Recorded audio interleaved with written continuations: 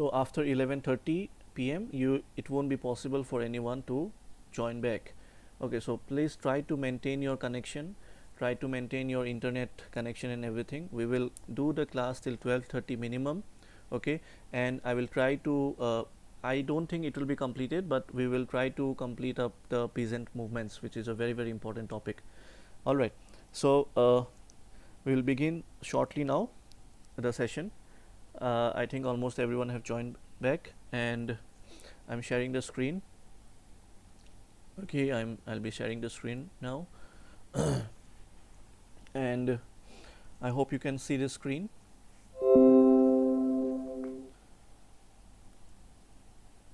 All right, I hope you can see the screen. And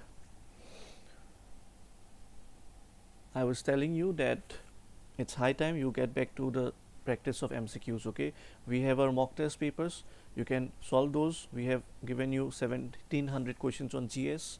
Okay, and you can solve those. After that, I am also writing a book for McGraw-Hill. I think you all are aware about it, and as per the plan, it should be out by Independence Day. Okay, it should be out in the market by Independence Day of this year, if everything goes good as per the plan. So just before the prelims, you should definitely grab that copy and you should solve all the MCQs.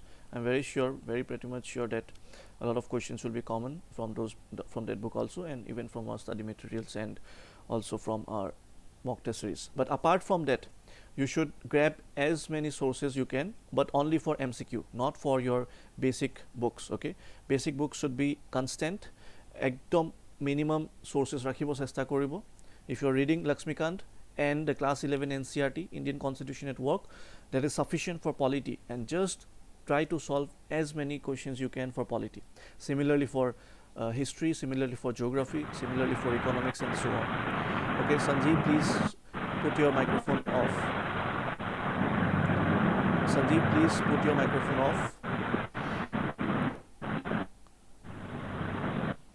Thank you, Sanjeev. Please, I request everyone not to put your microphone on during the session. Okay. Thank you, Rakhi. Biplab, best sites for MCQ. See, to bahut sites ase. Like, I cannot take one name. There are so many sources. There are so many sites. Okay. Assam one boli eta ase. Assam kiba GK ase. Assam competitive exams ase. There are many sites actually. Okay. GK Today, GK Dunia, like like our bahut ase. Go for Career. All right. There are many websites. You just search it in the Google, okay, in the internet, and you'll get a lot of websites. So don't worry about it. There are a lot of websites. You just practice, okay, but make sure that the standard of the questions are decent enough, okay, for the exam, from the exam perspective, because Kiswan website or ki hoy, in some websites you'll find the questions for like general competitive exams conducted under the Assam state government, okay, wherein the standard of questions are not very much up to the mark as compared to APSC or UPSC. Okay, so please try to check that your standard of questions are matching with the exam pattern, whatever sources you're following. Okay, so please try to follow that. Anyways, so we are starting with the class now. I am already telling you that till 11:30 only your joining to the class will be possible. After 11:30, even if your connection gets disconnected, it will not be possible to for you to join the class. Okay, but I promise that the recorded session will be available in the YouTube channel of our CSAP, and I request everyone to please subscribe the YouTube channel, that is CSAP Assam. Okay, and do give some comments and feedbacks in our Facebook page or in the Google page. Okay, thank you everyone. So without wasting much time, let's move ahead. It's already 11 past 12 minutes. Okay, so I hope you can see the screen and my voice is audible enough. Okay, if there is any problem, just do let me know. Anyways, so here is the chapter number 31, Peasant Movements from the time period 1857 to 1947. Okay, and now since many of you are preparing only for APSC, okay, now this chapter will only cover maximum peasant movements of Indian struggle for independence, okay, not of the Assam movements. Assam movements, as you know, that we already have the lectures uploaded in our app, that is CSAP app, both available in Play Store and Apple iStore. So there already it is covered, but again, you should focus on some specific movements, like peasant movements of Assam. For example, you can talk about Fulogori incident, right? Pothoroghat incident. Then there was some Rongia rice mill was there. Okay, so these things, this peasant movements of Assam is specifically very important. Okay, which can come within those 30 to 35 questions of APSC General Studies Paper 1 in prelims. Okay, so Pothoroghat incident, Fulogori incident, Rongia rice mill, and all so those type of examples, you should be very clear with those type of peasant movements. Okay, but for right now, for this class, we are covering the peasant movements from Spectrum publication, and that is where it mainly covers the Indian struggle of independence. Okay, so let us see that what were the peasantry under, what were the conditions of peasant. Okay, peasants or conditions, how was it under the colonialism or under the British rule. Okay, if anything goes wrong with the class or the audio, I request someone, Rakhi, you can let me know, or Sahira, you can let me know. Okay, Sahira or Rakhi or Biplab, you three of me, let me know. You just text me in the personal WhatsApp. Okay, that is 99109333620. All right, just let me know in the WhatsApp that something has gone wrong. Okay, since I have shared the screen, I will not come to know otherwise. Okay, so let us now begin. Peasantry under colonialism. Okay, now here the Indian peasantry was very much impoverished. Okay, that means the condition of peasantry was not very good at that time period. Now why so? Because of many factors. Okay, because of many factors like colonial economic policies, handicraft artisan industries were ruined, land revenue system was reformed, and some systems were developed which led to the deterioration of Indian peasantry setup. Okay, and also the colonial administration and judicial system. Now what exactly happened? Now we all know that during the time period, because we know that 1600 Queen Elizabeth gave the charter, right, to the East India Company to come to India and start their trade with India, right? And once after 1600th century, that is 1600 AD, once the Britishers started to come, okay, then 1607 there was the first person who came to the court of Jahangir, right? And after that, in 1617 or so, Jahangir gave the farman to, that is the rights to do business and trade in India. And after that, the first factory came up in Surat, and then gradually East India Company started to do their trade and business activities in India. But gradually what happened, it was not only the economy which attracted the Britishers. Okay, they also tried to uh, take over the land, they take over the territory and the overall political administration also of in India. Okay, and they initially started from Bengal, and right after the important battles like Battle of Plassey in 1657, right, and Battle of Buxar in 1664. Okay, these were the two battles, two deciding battles which gave the authority and the right to the Britishers to take over a lot of other activities along with the trade and business. Okay, they got the Diwani rights. Okay, then Robert Clive came, and you know that the dual setup was started. So leaving aside all those things, we see that once the Britishers took over the territories in India, starting from Bengal, then Madras, then Bombay. Okay, so what happened? They were gradually trying to bring up a lot of reforms in all the sectors in order to make the situation easier for them to rule. Okay, so when like the initially Warren Hastings became the Governor General of Bengal, then Lord Cornwallis came up in around 1786 or so. Okay, so right from the Lord Cornwallis time, we know that there were reforms in the agricultural sector. Okay, for example, the permanent settlement. The permanent settlement was established by Lord Cornwallis. Then gradually your Rayatwari system, Mahalwari system also came up. Can someone tell me?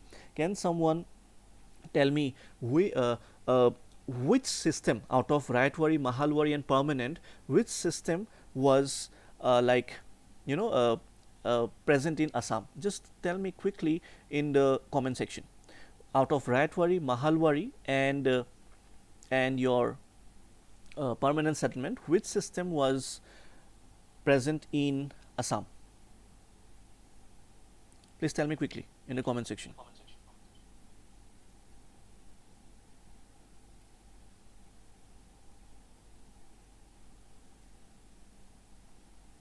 Can you please tell me quickly? Raitwari, Tripurna. Okay. Yes. Okay. So Biplab, Raitwari was the system. So in fact, that can be also asked in the exam. Okay. So you should know that in Assam, Raitwari was prevalent. Partha, I hope you are doing good, Partha, after a long time. Anyways, so okay, everyone, Subhati Parnita, Raitwari is the system. Okay. Yeah. So this mechanisms, these mechanisms gradually made it very difficult for the Indian peasantry system. Why so?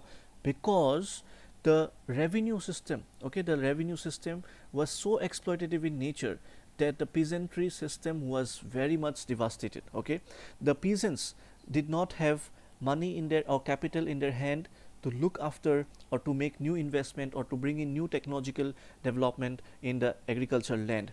What happened gradually after this? There were three setups. Okay, in Riotware system there was mainly two platforms. See, in the above level the Britishers are sitting, right? Sorry for this.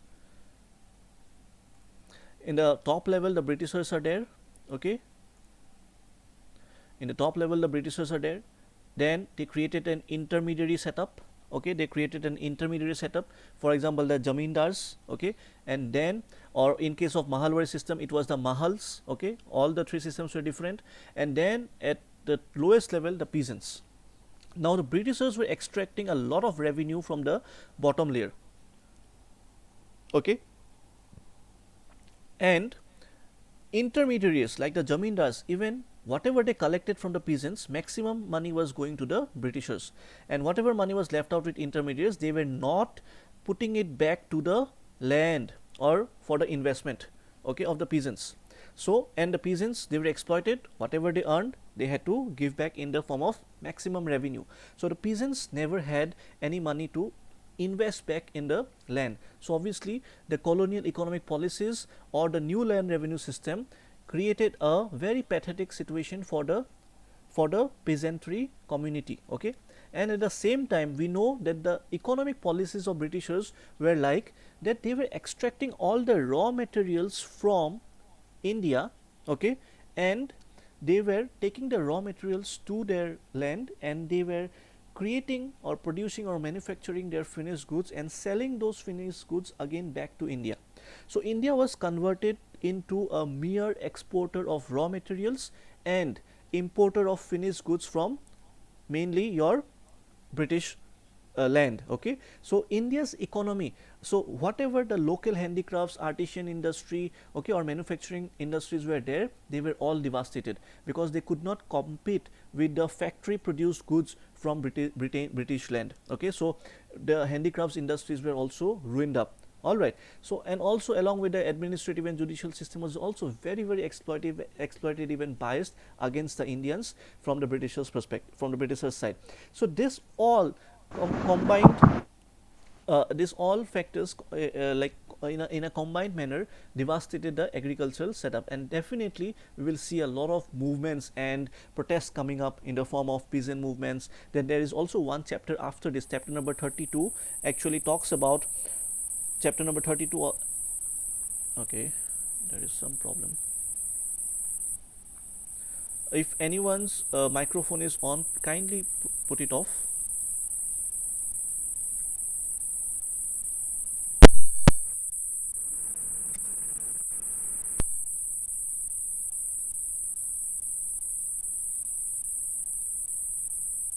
Just give me 1 second. Yeah.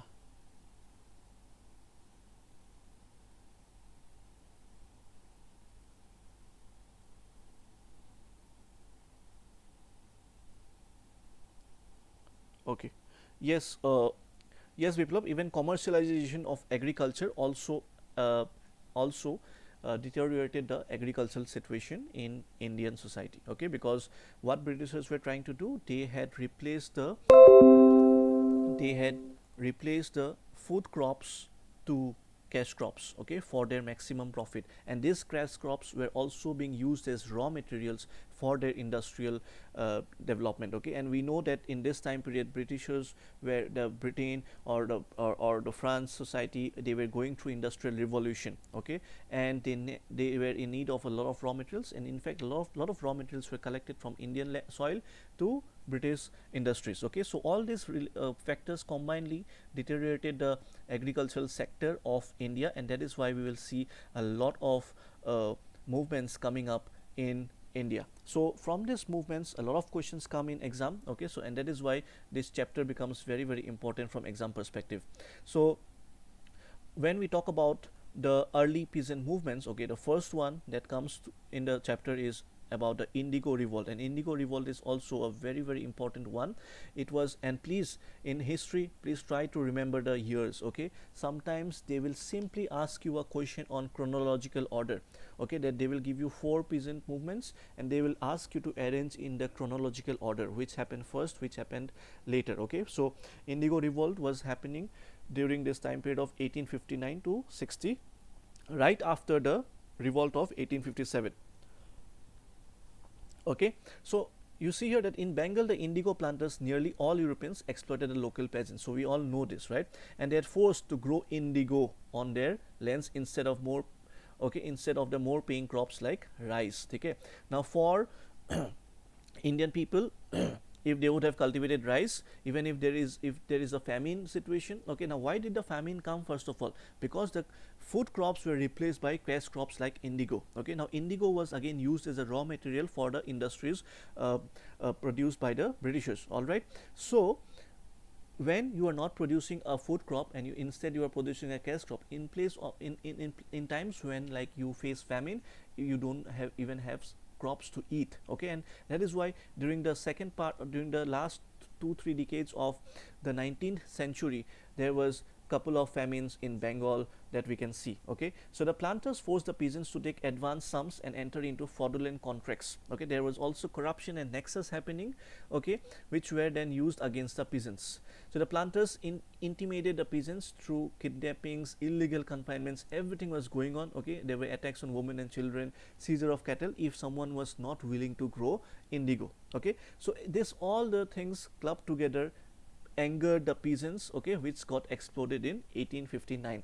All right, so this was led by whom? Digambar Biswas and Vishnu Biswas. Very important. Okay, very important. Sometimes in prelims you'll just get the names who were the leaders or who led the movement, and you have to remember that Indigo Revolution was led by Digambar Biswas and Vishnu Biswas of Nadia district. I request everyone to just take out a page and a pen and keep on writing the important facts that I'm telling you, so that you can make the notes right within the class time period. Okay, and you just later on revise it, or if you have the Spectrum publication, just take it out and keep on marking the important points that I am telling you, so that it will help you in your revision. Okay, and now they belong to which district? Even in some exam I even saw this, that this Nadia district was even also asked in the exam. Okay, so they decided to grow indigo under duress and resisted the physical pressure of the planters and their lathials, that is retainers backed by police and the courts. Okay, so if you oppose from growing indigo cultivation, then there are lathials, okay, or there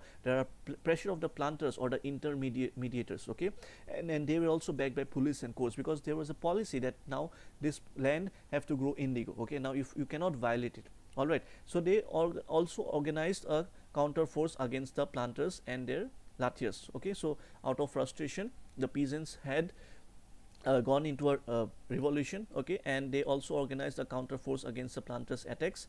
The planters also tried methods like eviction. So those who were not paying their revenue or not growing like indigo, they were evicted from their land. Rents were enhanced. So you can see that all exploitative mechanisms were used by the Britishers. Okay, so the riots replied by going on what? A rent strike. Okay, so first of all, they stopped paying the revenue back to the intermediaries or to the Britishers. Okay, so they refused to pay the rent, to pay the enhanced rents, and by physically resisting the attempts to evict them. Okay, so whenever the officers came to evict, so they were physically resisting it in form of a protest. Gradually they learned to use the legal machinery and initiated legal action supported by fan collection. So some legal machinery was also used. Okay, and at that time you can see that the Bengal intelligentsia also played a significant role, okay, supporting the peasants cause through newspaper campaigns. So their cause was written in the newspapers, articles, there were mass meetings organized, okay, they prepared some memoranda on peasants grievances, and everything was supported through legal means also. So this statement can be asked in the prelims, that now gradually, let me tell you that initially during this time period, okay, you know that there was a growth of middle class India's intelligentsia. Why? Because Western education was introduced in India through by the Britishers, but Britishers has actually introduced Western education so that they could recruit Indians to allow them to do the clerical level work which could help in British administration. Okay, इसीलिए Western education start किया था Britishers ने. But this Western education, when Indians got to learn about it, they became aware about new concepts like liberty, equality, fraternity. Okay, these were like some principles which Britishers gave a lot of importance to it in their own land. Okay, everyone was treated equally, but the same things were not applicable in India, because Indians were like discriminated by the Britishers. We were at a very pathetic situation. We had biased policies, okay, in all the sectors. So these things were gradually realized by the intelligent people or the Western educated people of India. Okay, so they will also support these movements, and through their own mechanisms of newspaper, because a peasant cannot write an article in a newspaper. Okay, they are not able to organize a mass meeting, they do not have the leadership capability, for example, if they are not well educated enough. Okay, and therein the bend. So this statement can be asked in the prelims, that whether they supported the peasant movement or not. Okay, they might give that initially Bengali intelligentsia did not support. Okay, so please do not get confused. Then the government appointed, so obviously there will be a reaction from the government side. Okay, so they had appointed an Indigo commission to inquire into the problem of indigo cultivation. So based on its recommendation, on the commission that was actually appointed by the Britishers, the government issued a notification in November 1860. So you can see that from 59 to 60 this movement was going on. All right, that the riots could not be compelled to grow. Okay, so the commission recommended that riots should not be compelled, should not be forced to grow indigo, and that it would ensure that all disputes were settled by legal means. But the planters were already closing down factories, and indigo cultivation was virtually wiped out of Bengal by the end of 1860. Okay, because obviously the planters began to face losses, and peasants also stopped cultivating indigo, and indigo cultivation was virtually wiped off. So you can see that there was some amount of success in this peasant movements. Okay, so few points to remember. It is that first one is your time period. Okay, where did this take place? In fact, that is also very important. It took place in Bengal. Okay, so you need to remember that. Along with that, the leader's name Digambar Biswas and Vishnu Biswas from Nadia district of Bengal. Okay, so you need to remember this. And then what was the method that they used? Okay, that was it only physical resistance? No, they also used legal mechanism. Okay, this type of words can be put in the your prelims statements. Okay, then did Bengal intelligentsia or the Western educated men of Indian men support this movement? Yes, they did support. Newspaper campaigns, was it used as a mechanism? Were there legal battles? Okay, mass meetings kya ho raha tha wahan pe? Yes, everything was happening. And what was the reaction of the recommendation of the commission? It was to that they should not be compelled, okay, to grow indigo, and all disputes should be settled through legal means. So these are the minimum points that you should definitely remember from exam perspective. Okay, the next, moving to Pabna Agrarian Leagues. Okay, quickly let's move to Pabna Agrarian Leagues.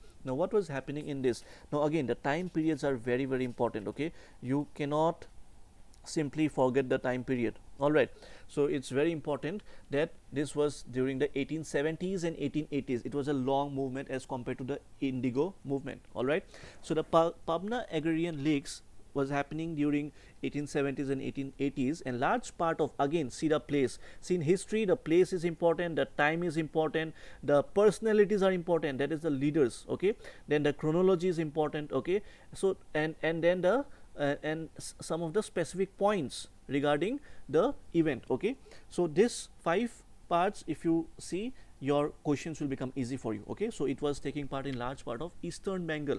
Okay, and at that time period, in fact, in eastern Bengal, even Assam came into a part of it. Okay, gradually Assam was declared. If you can someone tell me in the comment section, when was Assam given as a separate province under chief commissioner? Can you tell me the date? Just can someone write in the comment section? Yes, Nadia was in the Bengal district. 1907. No, Biplop, it's not 1907. Yes, Hirak is right. Hirak is right. It is 1874. Okay, Biplop and Triparna. 1907. There was a Surat split. Okay, there was a Surat split happening, but at that time, Assam came under the Eastern Bengal. Okay, Bengal was divided into Western and Eastern, but Assam part. Assam, I didn't ask that. I asked about when Assam got its separate province under a chief commissioner. It was 1874. Okay, okay, then can you tell me, like, after 1907, when was the annulment of Bengal partition happened? When was Bengal partition taken back? Can you tell me when was it taken back? Which year? 1912. It's 1911. Okay, it will be 1911. All right, it will be 1911. Yes, those who have said it's 1911, it is right. Okay, okay. Then if I ask you, for example, suppose you know that there was a revolt of 1857, right? Revolt of 1857. Just let me check your knowledge on Assam, because many of you are giving APSC this year itself, right? So there was 18, because we are talking about this time period. So 1857 में जो revolt हुआ था वो Assam में भी हुआ था, right? Who was the leader? Can you tell me the leader? Okay, very good. Deraj is there. All right. Yes, it's Maniram Diwan. Okay, Maniram Diwan. Okay, then do you know something about Maniram Diwan also? Again, Maniram Diwan was also known as your Kalita Raja. How many of you know that? Maniram Diwan was also known as Kalita Raja. Okay, so that is also very, very important. Okay, let me ask you one more question. In which year did the Assamese magazine Orunodoy was published? Can you tell me? This type of questions come. Okay, you have to be very strong, very comfortable with this. Yes, very good, Hirak. No, it is not 1834.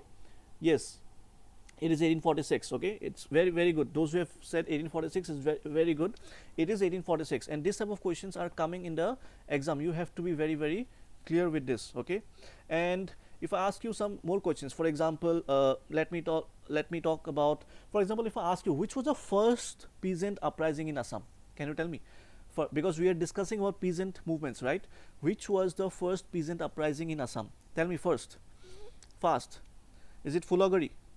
Okay, okay, very good. Okay, I can see some confidence. Very good. I'm very happy to see the answer. Okay, then tell me the year. Tell me the year when Fulagari Dhava or Fulagari revolutions took place. 1864, 1861, 1857. Everyone is giving different answer. Someone is giving 1864. No, answer is 1861. Okay, yes, Ritu Mani is right. Many of you are right actually. Manik is right. Manik. Okay, very good. Nice to see people from all across Assam. Okay, people have joined from Dhuburi. Manik is from our BN college student. I hope, Manik, your preparation is going good. I request Jyoti Prakash to kindly mute your microphone. Please, everyone, do not unmute your microphone. It creates a noise on my side.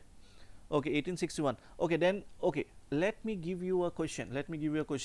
I'm giving you 4 options. Okay, this is the last question. Then we'll go back to the class. Okay, I'm giving you 4 options: Phulagari, then Rongia Rice Mill. Okay, then Itakhuli, Battle of Itakhuli, and Pothorogat Rice Mill. You should all know about these events. Okay, just can you tell me in the chronology order? Rongia Rice Mill, Battle of Itakhuli, Pothorogat incident, then Phulagari incident. Jyoti Prakash, please mute your microphone. Jyoti, please mute your microphone. Jyoti, please mute your microphone. Can someone please tell me the chronology order? I am telling you Phulagari, then Itakhuli, Rongia Rice Mill, and Pothoroghat. Out of these 4, tell me the chronological order. Okay, Rimjim has said Itakhuli. No, it is wrong, Rimjim. Itakhuli was in 1682. Okay, Pallavi has talked about Phulagari, then Rongia. No, again this is wrong. Manik, Itakhuli, no, it is wrong. Itakhuli is in 1682. If Phulagari is in 1861, oh yes, sorry. sorry, wait, let me just check. Itakuli, okay, Itakuli was the first one, right? Okay, that's correct. It is 1682.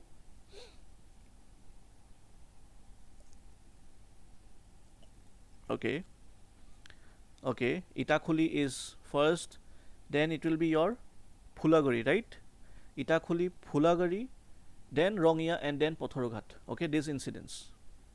Okay, okay. So those who have talked about Itakuli, okay, Madhusmita has talked about Itakuli, then she has mentioned Phulagari, then Rongia, then Pothoroghat. All right. Okay, that is right. Okay, very good. Jimmy, Itakuli, Phulagari, Rongia, Pothoroghat. Okay, this is correct. Okay, so out of this, all these events, first one was your Battle of Itakuli. It was in 1682. Then you have Phulagari 1861. Then you have Rongia 1893. Then you have Pothoroghat Tribesmen 1894. Okay, but the first peasant uprising will be your which one? Phulagari Dhava. Okay, that is 1861. All right, let us come back to the class now.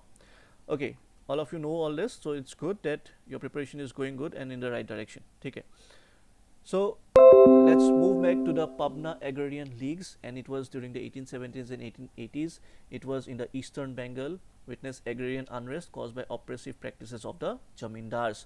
Okay, so what is the issue here? Oppressive pressure of jamindars. What was the issue of Indigo Revolt? It was because of forceful cultivation of indigo, okay, by replacing their food crop, that is rice. Jamindars resorted to, again, rents were enhanced, okay, beyond the legal limits, and prevented the tenants from acquiring occupancy right under Act 8 of 1859. Okay, so peasants were not even allowed to have the occupancy right on the land. Okay, so to achieve their ends, the jamindars resorted to forcible evictions. Okay, so those who did not pay back the enhanced rents, so they were forcible, lands were seized. Okay, their cattle were seized. Okay, so this all things obviously will lead to what? A disadvantaged situation to the poor peasants in that place. So having had enough of the oppressive regime, the peasants of Yusuf Sahi Paragna in Patna district, okay, formed an agrarian league of combination to resist the demands of the jamindar. So please remember this, okay, Yusuf Sahi Paragna, okay, in Patna district, and this group of people, they started to oppose. The league organized again a rent strike was taking place. The riot, so when there will be a rent strike, obviously the riots will not pay back the enhanced rents, challenging the jamindars in the courts. Okay, so funds were raised, ठीक है, पैसा collect करेंगे because protest के लिए पैसा चाहिए, and then struggle spread through Patna and to other districts of East Bengal also. The main form of struggle was of legal resistance. There was very little violence. So this type of statements are also given in the UPSC prelims. Even in APSC also you can expect, okay, that they can make the statement reverse, and they can say that there was a lot of violence in this Pabna revolt, okay, and that statement will be false because there was more of a legal resistance. Even in the Indigo revolt, you can see that the maximum techniques that were used was newspaper writings, okay, through the intelligentsia, middle class intelligentsia, the educated ones of Indian society, then through the mass movements along with your legal mechanisms. Okay, though the peasant discontent continued to linger on till 1885, and that is why we are saying that 1870s, 1880s this was going on. Most of the cases had been solved partially through official persuasion and partially because of jamindars' fears. Okay, many peasants were able to acquire occupancy rights, so they got back the land rights, okay, the ownership rights, and resisted enhanced rents. The government also promised to undertake legislation to protect the tenants from the worst aspects of jamindari oppression in 1885, and that is why the Bengal Tenancy Act was passed. So you can see here that in sometimes in question you can see that Bengal Tenancy Act was a result of which of the following revolt. Okay, so there in the options it can be Indigo, the Pabna, and so on. So you have to write about the Pabna. Okay, again a number of young Indian intellectuals. So you can see here, even here the intellectual support was there, because this type of question have already appeared in the exam. Okay, that whether the Indian intellectuals supported or did not support. The cause can be anything. Okay, it can be a peasant cause, or it can be even the general cause of struggle for independence. Okay, it can be even for the cause can be struggle for independence. Okay, so so the cause can be changed. So but now we are talking about the peasant cause only, and Indian intellectuals are supporting it. Okay, and leaders like Bankim Chandra Chatterjee, R.C. Dutt, Indian Association under Surendranath Banerjee, they had all supported the Pabna revolt. All right, let us now move ahead with the Deccan riots. Okay, so the Deccan, now you all know that which region belongs to Deccan. So I think you are very comfortable with your geography. The Deccan belongs to the part of Maharashtra, some portion of Karnataka, and also some portion of Telangana and Andhra Pradesh. Okay, so that is a Deccan trape. Now, from where did this name come? Okay, you all must be aware about the volcanic eruptions. Okay, when Indian subcontinent was moving from Gondwana land, okay, from Gondwana land to the Eurasia, okay, to when it was moving from the southern hemisphere to the northern hemisphere, there was a spot of volcanic source, and that is known as, can anyone tell me the spot of that volcanic source in the comment section quickly? Can anyone tell me the source of that volcanic eruption which led to the Deccan trape and which led to black soil and which is very important for cotton cultivation? Okay, can someone please tell me the source of volcanic eruption on Indian subcontinent quickly? Can you please tell me? Please go ahead if anyone knows the answer. Reunion hotspot, very good, Raki. Yes, it is a Reunion Islands. Okay, it is present in Indian Ocean, and Reunion is the answer, correct answer. All right, so Deccan riots, in the Deccan place there were also riots. So these two places, okay, sometimes the image of following can also come, that under the eastern Bengal or the Bengal portion where the revolts, peasantry revolts mainly. So it is your Indigo Revolt, and the second one is your Pabna. So we are changing the place, we are moving towards Deccan. Okay, so the riots of Deccan region of western India, okay, suffered heavy taxation under the riotwary system. Here again the peasants found, because you know that the riotwary system was also present in Madras area and also some portion of your western India. Okay, so here again the peasants found themselves trapped in a vicious network. So majorly the problem was same everywhere. Okay, it majorly there was a lot of exploitation, even the money lenders were exploiting the peasants. Okay, and these money lenders were mostly outsiders like Marwaris or Gujaratis to this area. All right, the conditions had worsened. Okay, all right.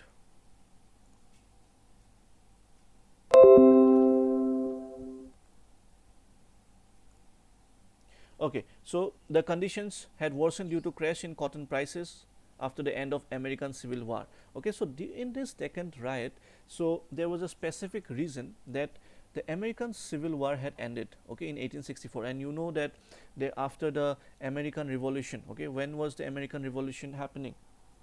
Okay, as far as I remember, I think it was during the 1779 or so. Okay, after that there were many civil wars happening in America, and the government decision was to raise the land revenue by 50% in 1867, and a succession of bad harvests took place after that. Okay, so see here the concepts of British when they established like permanent settlement in agriculture. Okay, they had tried to keep the revenue fixed even in a bad harvest year. Okay, that was not fair. Obviously, suppose your revenue is 100 rupees, okay, from agriculture, and suppose British revenue, the tax that you need to pay is 70 rupees. Okay, now if in a normal year if you are earning 100 rupees, but in a year, and you know that Indian agricultural system is solely dependent on the rainwater which comes from monsoon.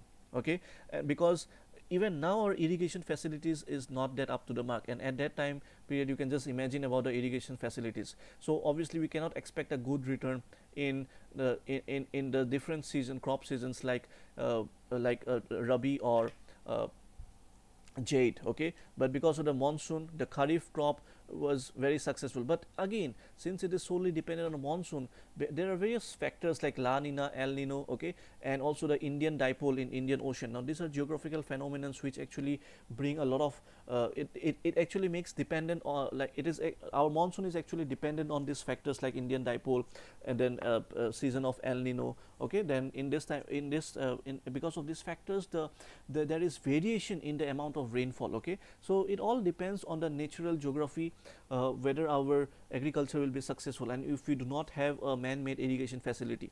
So even in the years when the revenue when the productivity was less but the revenue was fixed, okay, obviously from where will the peasants pay this revenue? So there was, so this reasons came up, and this gradually like made the tensions grow between the money lenders, because peasants, when they used to take loans from money lenders, obviously they will not be able to pay back to them, and the peasants resulted in a social boycott movement, okay, organized by the riots against the outsider, that is the money lenders.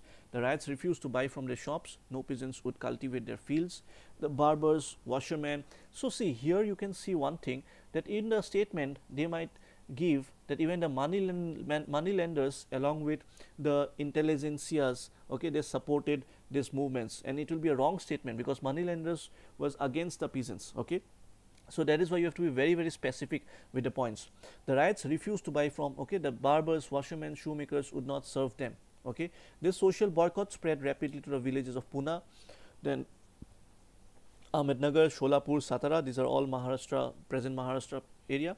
Soon the social boycott was transformed into agrarian riots with systematic attack on money lenders, houses, shops. The dead bonds and deeds were seized and publicly burnt. The government succeeded in repressing the movement. As a conciliatory measure, the Deccan Agriculturalist Relief Act was passed in 1879.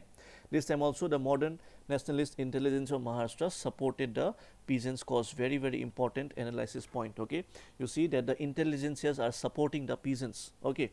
But you see here this X, when I am talking about the X, you please keep on noting down the X, that this Bengal Tenancy Act was passed, okay, in which year? 1885. So in 1885 something important also happened, formation of Indian National Congress, okay. And if you talk about this Deccan Act related to agriculturalist relief, okay, it was passed in 1879. So you can see here that there is a, because why I am telling you this is because of the chronology, okay. If they might even ask you with this X, okay. So in 18, the second agriculturist relief came much prior to the Bengal Agriculture Act, okay, and Tenancy Act. So that came in 1885. So you can see here that Deccan one came in 1879. So please try to remember this Deccan movement. Now moving ahead, the changed nature of peasant movements after 1857.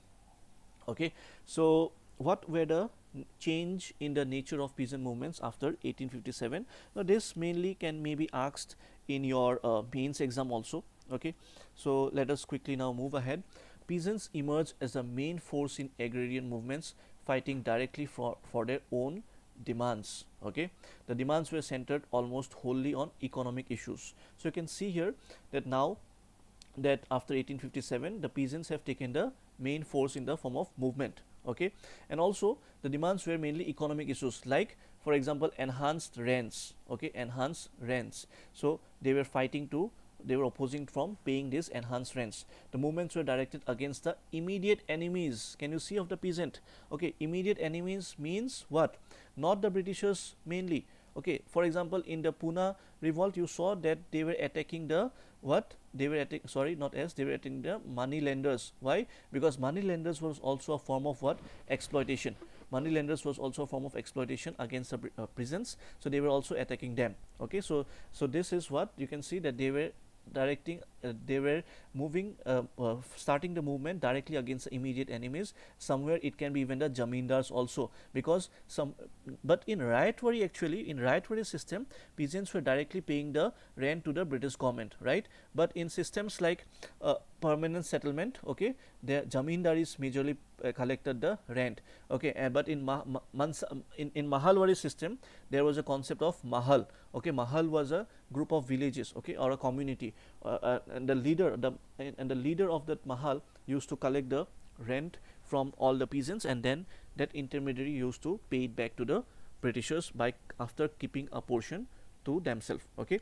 So this immediate like intermediaries, okay, for the peasants, they were enemies to them. Why? Because they were collecting the enhanced rents on behalf of the Britishers.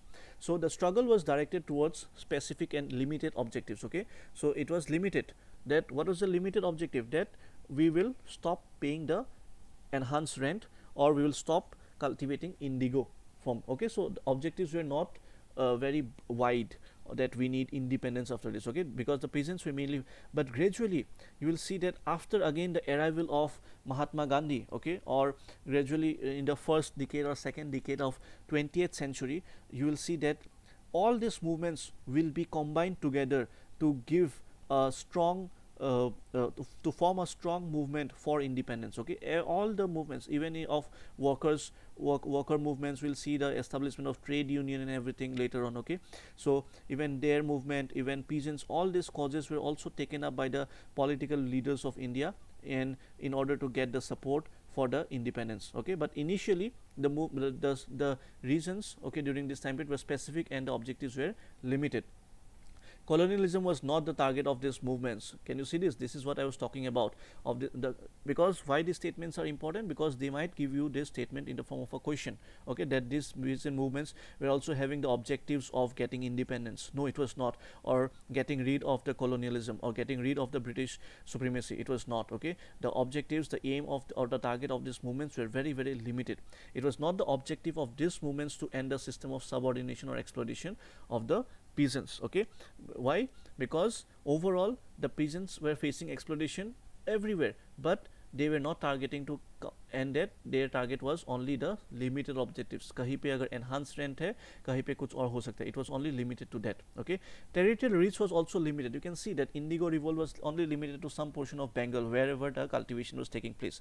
Similarly, Pabna we saw, okay, like Patna and then some portion of eastern Bengal, it was limited to it. Similarly, Pune was also limited to some portion of the Deccan place, okay. So there was no continuity of struggle or long-term organization. These things were not gradually taking place at that time period, okay, because gradually the Indian National Congress have not yet been formed. Once the Indian National Congress will be formed, then slowly there will be unity, there will be like a mass struggle coming up after again the arrival of Mahatma Gandhi, okay. So then long term struggle, like it will take place. For example, the non-cooperation movement will come, then civil disobedience movement. So this will be like again the phase of movement and struggle will be different later on, okay. But initially it was very limited and within a very small place or small territory. So these were what the criteria or the features of the way of struggle or way of movement in the form of peasant movements during this time period, okay. So the peasants developed a strong awareness of their legal rights and asserted them in and outside the court. So this was mainly the role was played by the intelligentsias, okay, the educated Indians, the western educated Indians, okay. So these were the major features of the type of movements that evolved in the form of peasant movements during this time period, okay, during the middle part of 19th century. The weakness, if you talk about, there was a lack of adequate understanding of colonialism. Obviously, see, if we have understood the features, so obviously there the opposite points will be the weakness. For example, since our target is very limited, so that shows that we do not have an understanding of colonialism, okay, that we are not aware that the Britishers are actually exploiting us, okay. And this will gradually be like we Indians will become aware about this only when, like for example, authors like R.G. Ranade, okay, like when Ranade and Darabhai Naroji, okay, they will come up with their theories of exploitation. They will come up with their theories of drain of wealth theory, okay. So once this top books will be written, gradually the Western education will come, then slowly the Indians will realize that we are actually getting exploited, okay. Britishers are no longer helping us to make us civilized, because Britishers always used to tell that, see, you are inferior to us, Indians are inferior to Britishers, and we need you to civilize, get you civilized. That is why we are developing railway lines, we are bringing in education. So those things were only like the sideline things, but the major intention of the Britishers was only to economically exploit the resources of India, because they were in need of a market, because back there in Europe at that time industrial revolution had just occurred, their productivity increased and they need a market, and India was a huge market for them, okay. They also were in need of raw materials for their industries, okay, to produce finished goods. So these were the mechanisms, and the Indians were not aware about this, and that is why this was also one weakness, okay. We did not have adequate understanding of colonialism. Then the 19th century peasant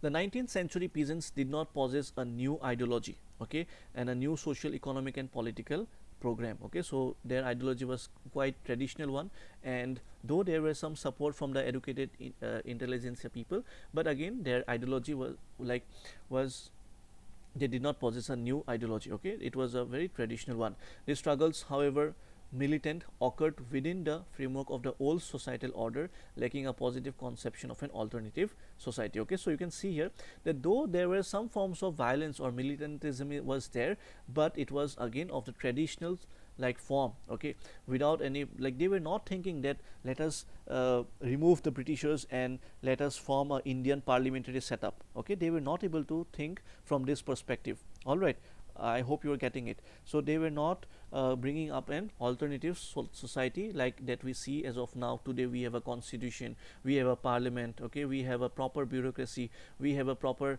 form of federalism mechanism. So those things were not being thought about by the leaders of these movements at the time period.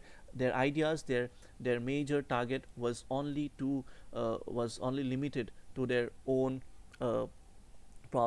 removal of the problems in the agricultural sector. Okay, then later on, again the later movements, if we move ahead and talk about the later movements, ठीक है, so इसमें आप देख सकते हो कि the peasant movements of the 20th century were deeply influenced. Okay, where deeply, 20th century means we are talking about from 1901 onwards. Okay, were deeply influenced by and had marked impact on the national freedom struggle. This is what I was talking about. Okay, because for example, even with the arrival, Mahatma Gandhi came in 1915, right? And on his arrival date, that is your 9th of January, we even celebrate a particular day, that is your Pravasi Bharatiya Divas. Okay, you should be knowing these important national days. Then Assam days. Okay, when is if I ask you, when is Assam Police Day? Okay, it's on 1st October. Okay, then if I ask you, when is Indian Army Day, when is Indian Air Force Day, when is Indian Navy Day, today is an important day. What is that day? Can you tell me? That is a very easy one, right? Today is a very important day. Tell me the day. What day it Father's Day. is? Romana, Father's Day won't be asked in the exam, obviously.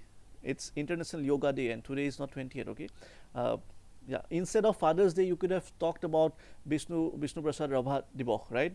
Because that can be asked in the exam. Obviously, Father's Day won't be asked in the exam. Come on, don't give me this answer. Anyways, but it's all right. Yesterday it's already 21, right? It's already 12 o'clock and it's 21, and today is a. Can you tell me which number, which it is 5th International Yoga Day or 6th International Yoga Day? Romana, please mute your microphone. Please keep your microphone mute. Yeah. Uh, can you tell me which number International Day it is this year? Anyone? Whether it is 5th, 6th, 7th, 8th, which International Yoga Day it is?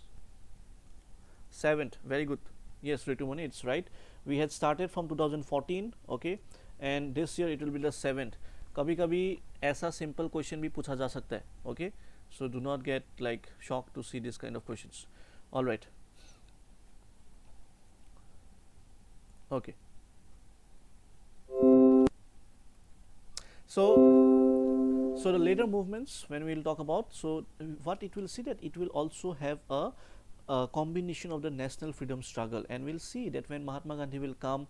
Okay, and then the major movements during his Ahmedabad mill strike, Kheda Satyagraha, Champaran movement. Okay, so in these movements, Mahatma Gandhi, and because of the leadership, okay, even the struggle for independence was also clubbed together as a aim and objective of these movements.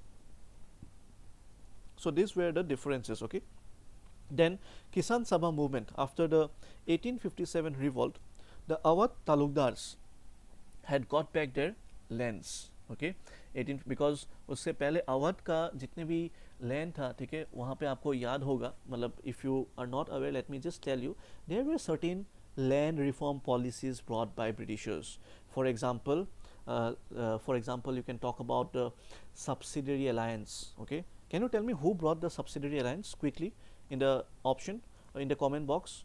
Who brought the? Yes, very good, Hirak. It is Wellesley. Okay, Lord Wellesley.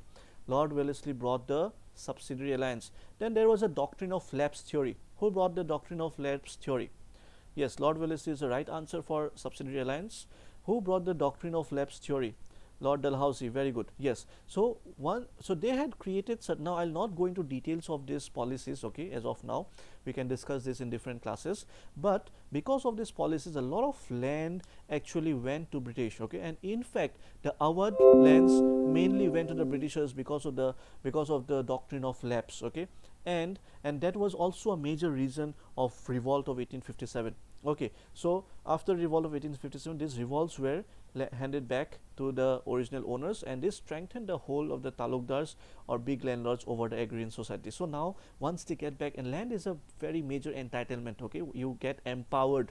Okay, even in India, once after independence, once we got independence, when the land reforms came, like Land Ceiling Act, Land Tenancy Act, the Dalits also got, the landless laborers also got a lot of land, and that gave rise to the Yadav politics in, like for example, today if we talk about Lalu Prasad Yadav, or if we talk about the Samajwadi Party in UP, okay, they all evolved only after the land reforms took place. Okay, they got land, and once you get the land, you get the entitlement, and then you go into politics and to get the power. Okay, so this is also the similar thing which happened in India after independence, the Yadav politics majorly, if you talk about. Okay, so so similarly, and in that time period after the revolt of 1857, okay, the talukdars or big landlords were over the agrarian society of the, so they also got a lot of confidence, and now they will they will take over the agrarian society of their provinces. The majority of the cultivators were subjected to high rents. Okay, उस time तो obviously rents वगैरह high था. Then evictions, बेदखली वगैरह हो रहा था, illegal levies, renewal fees और नजराना, ठीक है, these things were continuing. And also the First World War had hiked the prices of food and other necessities. So ये सारे conditions मिला के जो conditions था यूपी peasants का, okay, वो काफ़ी deteriorate हो चुका था. So mainly due to the efforts of home rule activists. So okay, so we are talking about the 20th century movements, right? And if you are aware about this, like from 1915, 1916 onwards, okay, 1916 mainly the home rule movement had started. Okay, majorly by can you tell me in India who started for the first time, who led the home rule movement in India for the first time? Who led the home rule movement? No, I'm asking for one answer. Hirak and Rakhi, you are wrong. Okay, it is not any Besant. Yes, Manik, you are right. It is Bal Gangadhar Tilak who started the home rule movement for the first time. Okay, and after 3 or 4 months, any Besant had started. Okay, so first leader to start home rule in India was Bal Gangadhar Tilak. Second was any Besant. Okay, and their territories were also different. So that is why, see, it is very important to read very specifically, because questions यही पे फंसते हैं और आपका गलती भी यही होता है, ठीक है? So and it is mentioned in the books, it is also mentioned in spectrum. Okay, so please be specific when you read the books or any chapter. Okay, so the home rule activists had also okay, so unka bhi efforts, and Kisan Sabhas were organized in UP. So all this will also come as a, so now you see that the revolt or the movements now will become more organized. Okay, whatever weakness we saw in the initial part of the movements like Pabna हो गया, Deccan का हो गया, या फिर आपका Indigo. So now you will see better organized and structured movements. The United Province Kisan Sabha was set up in 1918. अगर आप UP PCS दोगे, उत्तर प्रदेश PCS दोगे, तो तब वहाँ पे ये क्वेश्चन important हो सकता है, but not for APSC. I don't think so. This will be important for APSC, but for UPSC again it can be important. Okay, so the United Provinces Kisan Sabha was set up in February 1918 by Gauri Shankar Mishra and Indra Narayan Dwivedi. So please try to remember these names, those who are preparing for UPSC. But for APSC, you can skip this. Okay, the Madan Mohan Malviya supported their efforts. Okay, he was a great leader, also the founder of present BJP. By June 1919, the UP Kisan Sabha had 450 branches of proper structure. Okay, so other prominent leaders included Chinguri Singh, Durgapal Singh, Baba. Now you need not know this. Okay, ये नहीं चाहिए. Okay, you can, this is very important. You need to know what you need to remember and what not. Okay, अगर ये question आ भी जाता है ना, अगर आप ऐसे नाम याद करने जाओगे तो you'll forget everything. ठीक है, अगर ऐसा एक क्वेश्चन आ भी जाता है, just immediately skip that question, not required to attempt it. ठीक है, आप ऐसे क्वेश्चंस के पीछे भागोगे तो आपका जो इजी क्वेश्चन रहेगा उसमें आप गलती कर बैठोगे. ठीक है, सो No, it's not required. In June 1920, Baba Ramchandra urged Nehru to visit these villages. During these visits, Nehru developed close contacts with the villages. All right, so you just remember that the United Provinces Kisan Sabha was set up in 1980 by Gauri Sankar Mishra and Indra Narayan Dwivedi. At least you remember these two names. In October 1920, the Awadh Kisan Sabha also came up. So UP Kisan United Province Kisan Sabha came up earlier to Awadh Kisan Sabha. Okay, and the Awadh Kisan Sabha asked the Kishans who refused to till Beda Khali land. So, for example, wherever there was eviction, so landless laborers were not supported. Okay, not to offer hari and beggar. These are local terms. Okay, that is for the unpaid labor. Now, these things were going on. Boycott was going on. Okay, so from the earlier forms of mass meetings and mobilization, the patterns of activity changed rapidly. So this is what you need to see, that now the pattern of activity will change in January 1921. Okay, now what they will do? Now they will start looting the bazaars, okay, houses, granaries, okay, whatever the granaries were stored by the government, the peasants will go and loot them. Okay, they will clash with the police. The centers of activity were primarily districts of Raebareli, Faizabad and Sultanpur. Okay, mainly in the Uttar Pradesh and Uttar Pradesh area.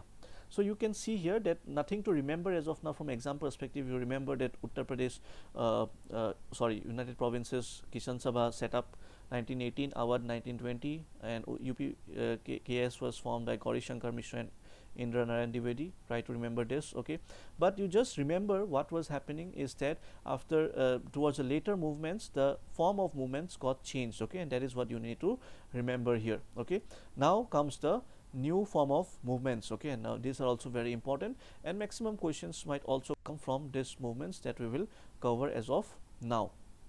All right, so let's move to the Eka movement, very important, and you can see here now that in fact the chronology is also, you have to keep it in your mind, okay. For example, we talked about the Indigo, then we talked about the Pabna, then we talk about the Deccan. Now we are talking about the Eka movement. Towards the end of 1921, peasant discontent, okay, that is unhappiness among the peasants, resurfaced in some northern districts of United Province, and United Province is the present district of, that is, Uttar Pradesh, okay. So there were places like Hardoi, Bahraj, Sitapur, okay. Now you need not remember this places name, okay, this is not required, but Eka movement, you should know that this was happening in the northern districts of this United Province, okay. So the issues, what were again the same issue, high rents 50% higher than recorded rates, okay. Operation of thikadars in charge of revenue collection. So these were the intermediaries like zamindars, okay, like zamindars, they were the intermediaries, okay. So they were again, obviously the middlemen always used to oppress a lot, because they were the persons who were responsible for collecting and submitting it to the Britishers, okay. Then practice of share rents, even this was a very exploitative one, okay, because what happened in share rents is that, for example, like if you are getting a revenue, maximum share used to go to Britishers, okay, and a very few minimum amount of the revenue used to be collected by the peasants, okay. So these were the major reasons which will lead to the new form of peasant movements like Eka movement in 1921. And the meetings of the Eka means what? Ekta or unity, okay. So Ekta means what? You understand, even in Assamese we say it as what? Ekota. So this Eka or unity or Ekota movement involved a symbolic religious ritual in which the assembled peasants vote that they would, okay. So what were the things that they had decided? That pay only the recorded rent but would pay it on time, okay. So they had decided that जो, क्योंकि आपने देखा कि जो recorded official rent था उससे भी ज़्यादा 50% high rent was being collected or being asked, okay. So obviously there will be protest. Not leave when evicted, अगर आपको ज़मीन से बेदखल भी कर देते हैं तो आप ज़मीन छोड़ के मत जाओ, ठीक है. Refuse to do forced labor, आप forced labor मत करो, ठीक है. Give no help to criminals and abide by the panchayat decisions, okay. So these were the vows that the peasants took up, okay. See how right they were, okay, from their ethical perspective also. So the grassroots leadership of Eka movement came from very important Madari Pasi and other low caste leaders. So this was also a low caste movement you can talk about, and many small zamindars, okay. So small zamindars also participated in this movement of Eka movement. So this type of question can be asked in the statement, okay, whether zamindars participated or not, okay. So if if in the statement it is mentioned all jamindars participated in Eka movement, your statement will be wrong. Okay, only small jamindars. That is why it is very important to give emphasis on all these small words and key terms. Okay, so in fact they might also ask you that Eka movement can be also resembled with a low caste movement. Okay, so yes, that is also there. In fact, there are topics in your syllabus on Dalits and SC and ST. Okay, and there also you can in fact start your answer with this kind of movement. Recently, if I can recollect, just let me just try to recollect. There was a movement. There was almost, I think, 125th anniversary of that movement. I'm not able to recollect as of now. Okay, mm, it was, I think, it was a movement of Maharashtra. Uh, it is there in my mouth, but I'm not able to recollect.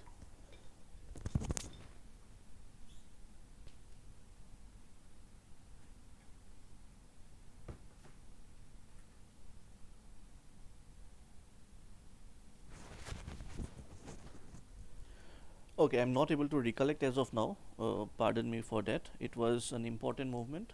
But the point why I mentioned that is because that movement was also having a relation with the Dalit movement. Okay, and it was a fight. Like it was. Can anyone recollect? I'm just telling you the incident. What happened? Okay, it was like, no, not Chipko, not Satyagraha. No, it is not. It was like the Britishers fought against the Marathas, okay, and the Dalits, the low caste people, were actually fighting on behalf of British, okay, on behalf of British, and Britishers had defeated the Marathas, okay, and it was like a winning of the low caste people against the higher caste, that is the Marathas. Okay, so that is also and that was in news. I think it was in news in January this year. Okay, I'm not able to recollect the name of that movement. Anyways, I let you know. Okay, moving ahead. So you try to associate these terms also with this. Okay, so what was the name of the leader? Madari Pasi in the Ekta movement. By March 1922, severe repression by authorities, that is the Britishers, brought the movement to an end. Okay, so there was severe repression and the movement was stopped. All right, so after that we can talk about the Mapila revolt. Okay,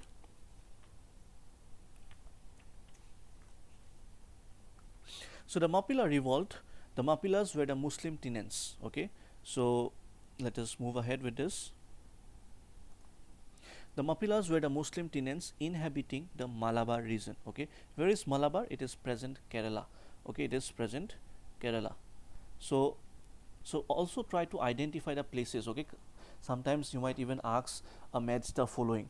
Okay, that Indigo Revolt, match it with Bengal, then Pabna, match it with Patna, Bengal, then Mapila, match it with Kerala, then right now Ekta Movement, match it with UP.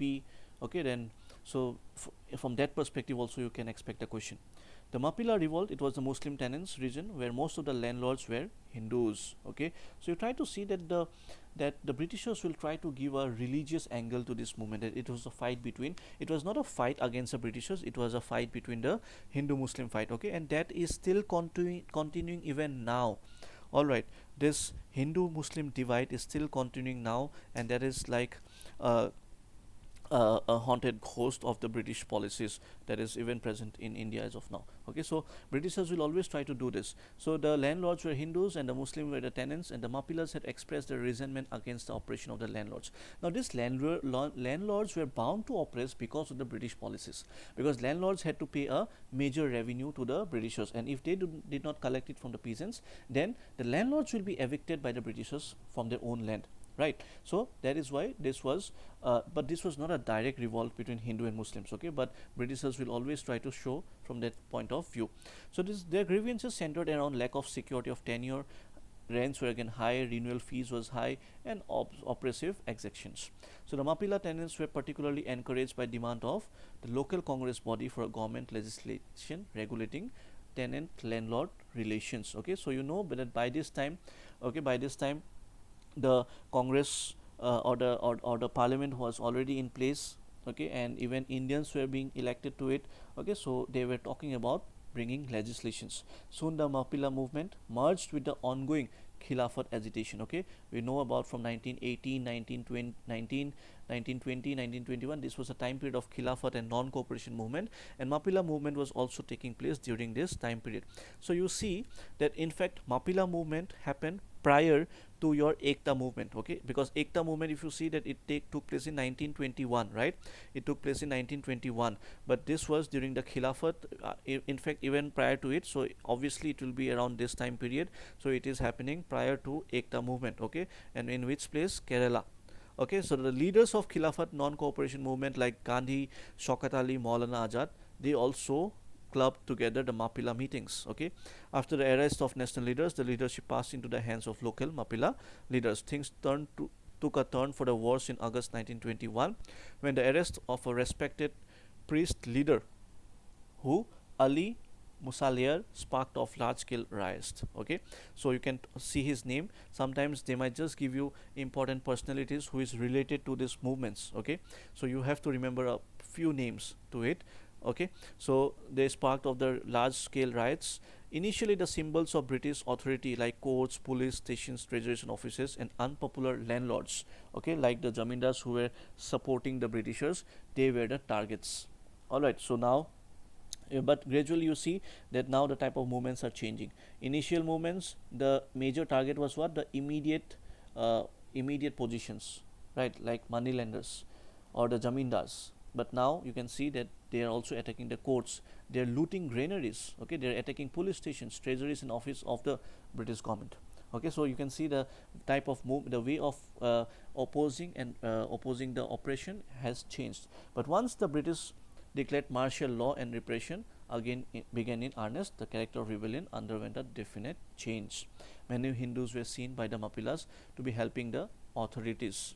Okay, what began as an anti-government and anti-landlord affair acquired communal overtones. So you see here, and this was done by the Britishers only, no one else. All right, the Britishers will try to uh, like spread a rumor that it is not us who is exploiting you, it is the Hindu leaders. And Hindu leaders were, because the maximum land was with the Hindus, and they were also in support of the Britishers because they were also getting revenues because of the Britishers. And slowly it took over a communal angle. The communalization of the rebellion completed the isolation of the Mapilas from the Khilafat non-cooperation movement.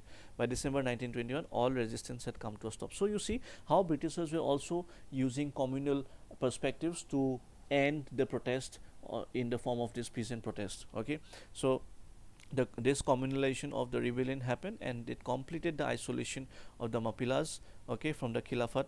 And at that time period, you can see that actually there was a good thing happening, because in the Khilafat and non-cooperation movement, the Muslim issues were joined together with the Indian struggle of independence. Okay, and this was majorly done by Mahatma Gandhi at that time period. Okay, Mahatma Gandhi played a major role in bringing this together. Okay, so this was what your like your uh, Mapila movement, and these are all the movements that we are talking about of the early time period of 20th century. So we have discussed two as of now. One is the Ekta movement, and the second one is the Mapila movement, which happened in Kerala. Okay, one important person name that we need to remember is Ali Musalier. In fact, sometimes the question may even come that did Khilafat and non-cooperation movement leaders like Gandhi, Shaukat Ali, Maulana Azad, did they support the Mapilas? Yes, they also supported. Okay, then one another important name that I told you was during the Ekta movement. Okay, and his name is his name was Madari Pasi. Okay, you also need to remember his name. See, just if you revise it 3-4 times, when you'll see in the options in the prelims paper, automatically it will come to your mind. Okay, so please trust your memory capacity. Okay, do not underestimate yourself. You just need to revise, it will be there in your mind. Trust yourself. Okay, have believe in yourself. Similarly, if we talk about the United Province, that is your Kisan Sabha, again Gauri Shankar Mishra and Indra Narayan Dwivedi. Okay, so try to remember these names. Okay, just keep on revising, and it will definitely be there in your mind. All right, so After this, let us now move ahead to the Bardoli Satyagraha. It is again a very important one. And after this event, immediately there was a major event which took place. Can someone tell me what was a major event after the Bardoli Satyagraha? Quickly in the comment section. Someone please tell me what was the. No, it was not Samyukta Maharashtra movement. It was not Samyukta Maharashtra movement. It was something else, Rakhi. I'll tell you the name later on. I'm not able to recollect as of now. I request everyone to kindly put off their video and microphone. Can someone tell me what immediately happened after Bardoli Satyagraha?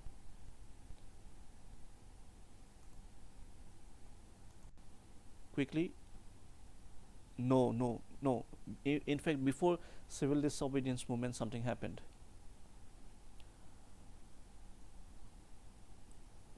Can you tell me what happened? It was the salt satyagraha. No, salt satyagraha and civil disobedience movement will be, like you can say, is same. Okay, it was the Simon Commission. Okay, it was the Simon Commission which came, and it was a revolt. Then we had declared the Independence Day on which date? 26 January 1930. Okay, the national flag was hoisted by Jawaharlal Nehru and Subhash Chandra Bose on the bank of a particular river. Yes, on the bank of the Ravi River. Okay, so those are very important facts. You can expect a question even from that part. Okay, so I want everyone to answer. Okay, there are almost around 41 participants as of now, excluding me there will be 40. So I want everyone to please keep on participating. Okay, do not develop a laid back attitude. Okay, show some energy and show some effort. Obviously that will help you in cracking the exam. All right, thank you. So let us now move ahead with the Bardoli Satyagraha.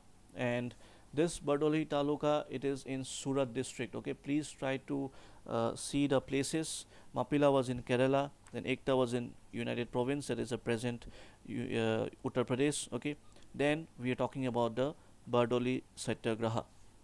Okay, so Bardoli Satyagraha is in Surat, that is the present Gujarat district, had witnessed intense politicization after the coming of Gandhi on the national political scene. The movement sparked off in January 1926. All right, so you can see here that after Mapila, then Ekta, and then Bardoli Satyagraha 1926, when the authorities decided to increase the land revenue, again the reason you can see that land revenue was increased by 30%. The Congress leaders were quick to protest, and a Bardoli inquiry committee was set up to go into the issue. The committee found the revenue hike to be unjustified.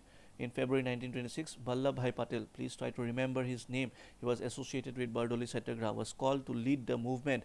देखो ये बहुत important है, वल्लभ भाई पटेल का नाम यहाँ पे, ठीक है. He was leading the Bardoli Satyagraha. Then the women of Bardoli gave him the title of Sardar. Very important. Sardar Vallabhbhai Patel is the title of Sardar is given. In fact, you can even expect a question from this part. Okay, that who gave the title of Sardar to Vallabhbhai Patel? Okay, or during which movement? Okay, and you will get options and you might get confused, so revision will be very important. The woman of Bardoli Satyagraha gave the title of Sardar because he had led this movement. Okay, very important fact for your exam. Under Patel, the Bardoli peasants resolved to refuse peasants of the revised assessment. Obviously they will refuse it. Okay, and then the government appointed an independent tribunal or accepted the current amount as full payment. To organize the movement, Patel set up 13 chavanis, okay, or workers camp in the talukas, and Bardoli Satyagraha Patrika was brought out. Okay, so there was also a newspaper coming up to mobilize public opinion. Okay, an intelligence wing was set up to make now you see the type of movements and the type of movements that we saw in the 19th century. Okay, now it is more organized and more participation, more structured. Okay, so in order to mobilize people, again they use this portal. Okay, and intelligence wing was set up to make sure all tenants follow the movement's resolution. Those who oppose the movement face the social boycott. Okay, if someone is opposing it, they will face social boycott. Special emphasis was placed on the mobilization of women, so you see here that even women were participating in this peasant movement. And actually after the arrival of Mahatma Gandhi, okay, the mass participation gradually improved and got enhanced to a lot. Women started to participate, students, youths, workers, peasant farmers, okay, everyone was participating in the Indian struggle of independence. So special emphasis was placed on the mobilization of women. K.M. Munshi and Lalji Naranji resigned from the Bombay Legislative Council in support of the movement.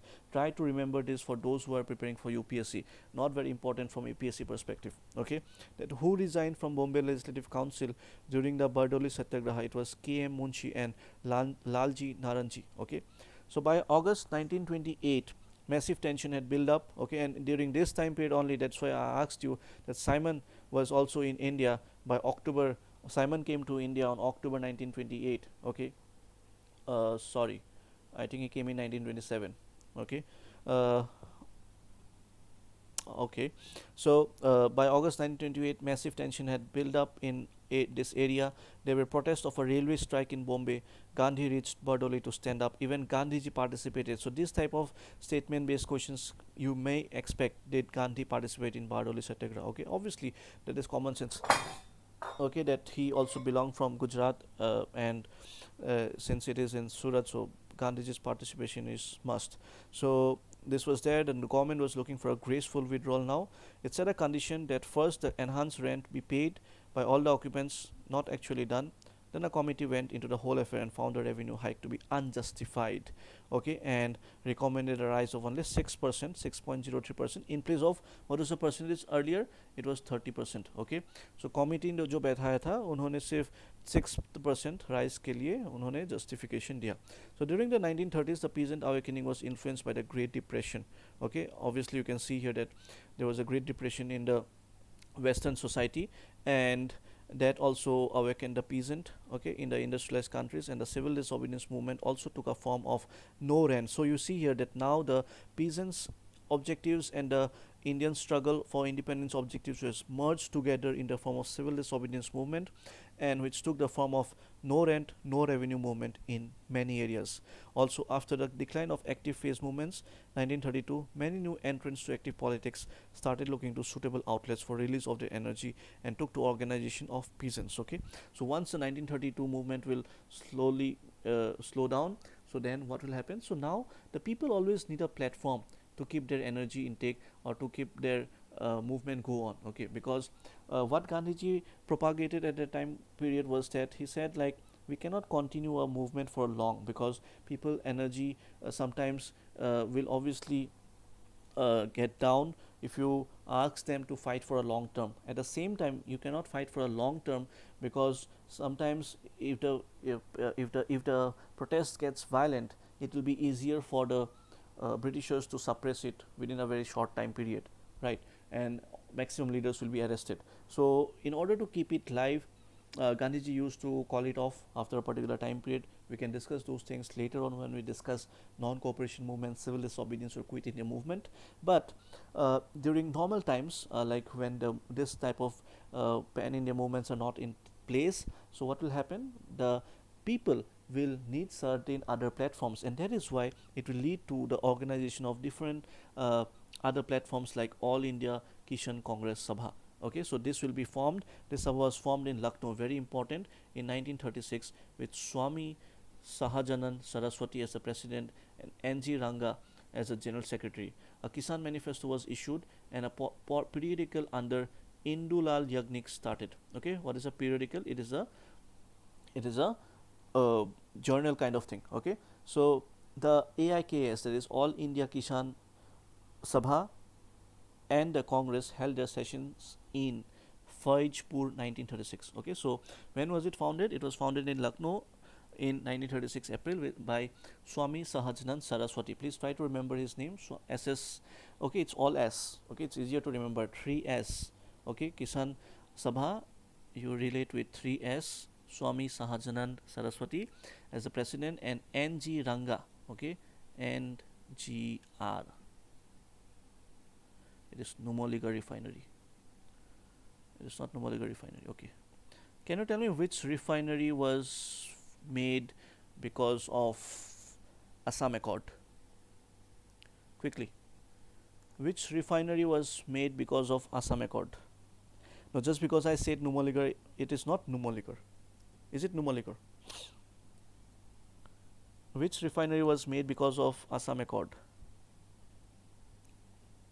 Is it Numaligarh or it is uh, IOCL Guwahati?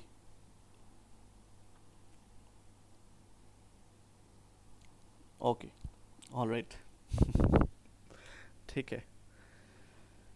So you all are very much active, right? Even now at 12:30. Okay, what time are you going to wake up tomorrow morning? What time are you going to wake up tomorrow morning?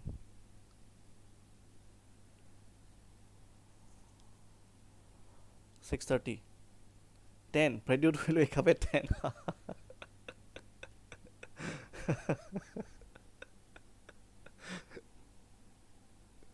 Okay, Partha, you have office. Okay, 9, 8. What if I keep a class at 6:30? What if I keep a class at 6:30? Will you still wake up at 9 or 10? No, it's not too early. The sun rises at 4 or 4:30 in Assam, right? So it cannot be too early. Okay, that's good. Let us do one thing. Let's not keep a class in the morning. Let us complete this chapter. Okay, I'll just take 15 to 20 minutes more. Okay, I know it's 12:30. I had told you that we'll take the class till 12:30, but I don't want to keep it incomplete.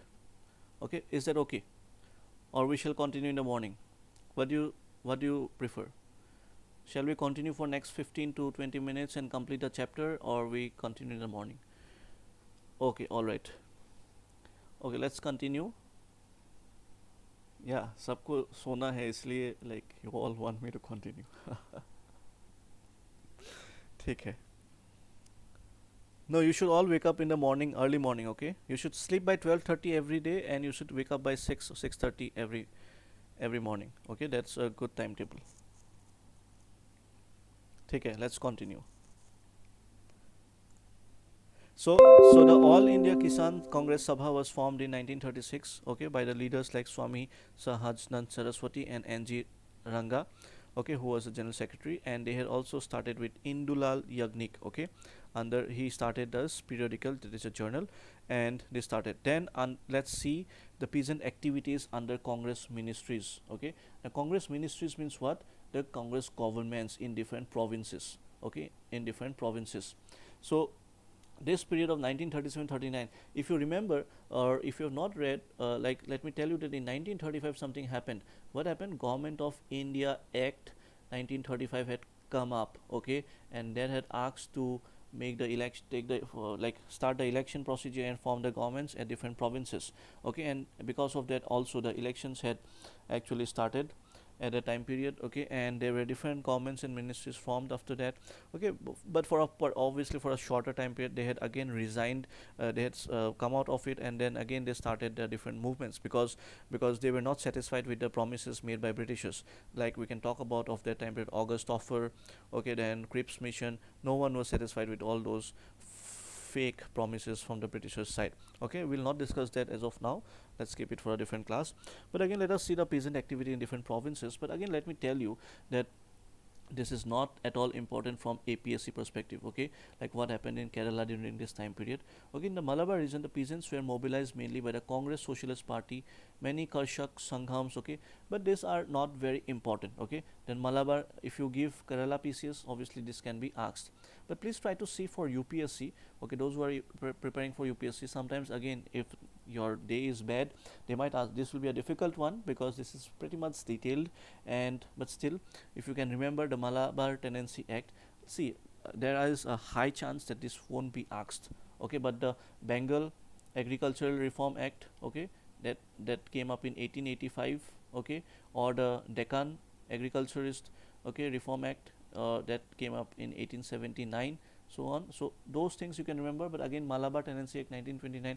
Why I'm telling you is because even sometimes the chronology can be asked based on this acts also, okay, because once this chronology question was asked, which talked about the Age Consent Act, okay, that is I think 1891. Then they talked about the this Sati Abolition Act, okay, Then similarly some kind this kind of acts were given and they asked the chronology. Okay, so this acts, but obviously those acts are more important than this acts. Okay, Sati Abolition Act is a major event in Indian history, so obviously you can expect questions from those topics. But again, Malabar Tenancy Act is not that important, okay, or not very a prominent topic. So similarly in Andhra province there were protests and everything took place. Okay, there were NG Ranga who had set up in 1933. There was a provincial riot association. Now this is not at all important. Okay, अभी बहुत सारे अभी इतने सारे provinces में इतने सारे riot associations होगा तो they will not ask you from that. Okay, the Indian Peasants Institute in 90. Okay, but this is important. Okay, because this is a pan India level. NG Ranga. Okay, he is also the general secretary of all India Kisan Sabha, okay, which was established in 1936 April. Okay, so he had set up in India Peasants. Sometimes दिन खराब होने से पूछ लेगा India peasants institute किसने establish किया था. After 1936 the Congress socialist started organising the peasants at many places the summer schools of economics and politics were held. ठीक है, like leaders like R D Bharat was not important from exam perspective. Okay, leave it. Bihar में भी ऐसा ही कुछ provincial किसान conferences वगैरह हुआ. ठीक है, नहीं चाहिए, आप इसको स्किप कर सकते हो, बिल्कुल आराम से स्किप कर सकते हो. दैन पंजाब में पंजाब नौजवान भारत सभा was formed, Kirti Kisan Party was formed. Okay, and Akalis. Now Punjab PCS के लिए this will be important but not for us. Okay, even in UPSC they will not ask you this question. All right, so you can skip this part, not very important at all from exam perspective. ठीक है, सो after that during the war what happened, during the war means it is talking about your world war. Okay, that is your world war. So because of and majorly this is the second world war. Okay, it is talking about the second world war. So because of a pro-war line adopted by the communists, all India Kisan Sabha was split on communist and non-communist lines. ठीक है, इसमें split हुआ because communist and non-communist. because आप यहाँ पे एक major event हो गया था 1917 में. Okay, that is a Bolshevik revolution in Russia or that time USSR. Okay, and that had actually given a lot of influence on Indian politics. Okay, and the communism and non-communism they got splitted, and many veteran leaders like Sahajan, Triple S, okay, Indulal Yagnik, NG Ranga, sorry, they left the Sabha. Okay, but the Kisan Sabha continued to work among the people, and it did notable work during the famine of 1943. Okay, not very important again from exam perspective. Now this is important from exam perspective. Okay, post-war phase, this is very important. Post-war means the post Second World War. Okay, now this is I think the last topic, so let us quickly complete it and then we can all say good night and go to sleep. Okay, so just wait for another 10 minutes or so and we'll complete this last part of today's class. Pradyut.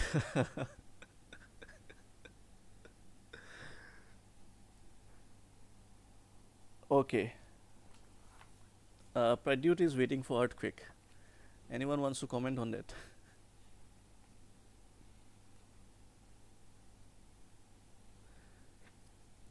Pradyut is what time will the earthquake come, Pradyut? Can you tell me?